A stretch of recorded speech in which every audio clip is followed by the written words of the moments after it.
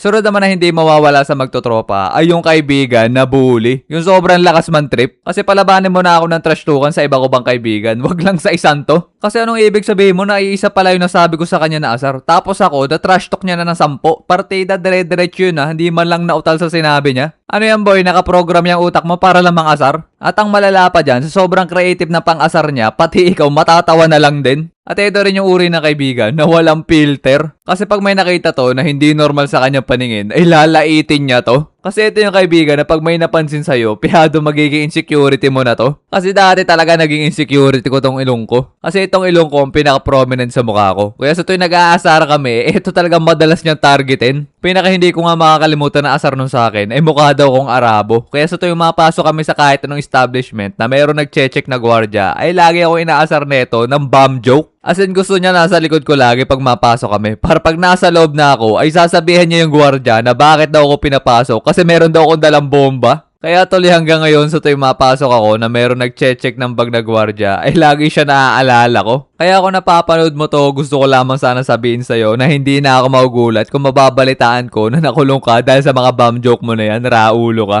Pero kahit sobrang lakas nila manglait, sa totoo lang talaga, ito ang pinaka-realist na kaibigan na magkakaroon ka. Kasi lahat ng mga ayaw nila sa'yo ay sasabihin talaga nila harapan sa pagmumukha mo. As in kahit sobrang diabolical at low blow na ng mga sinasabi nila sa'yo, ay matatawa ka na lang talaga imbis na magalit. Pero eto rin yung tipo ng kaibigan na pag nakatalikod ka ay puro-puri na lang tungkol sa'yo ang lalabas sa bibig niya kapag kinekwento ka sa ibang tao. As in kung i-describe ka ay para kang anghel na bumaba galing sa langit. Yung tipong kulang na lang pakasalan ka daw niya kung naging babae siya. Like bro, kaya mo palang sabihin niya mga yan, bakit di ko man lang marinig sa'yo pag magkasama tayo?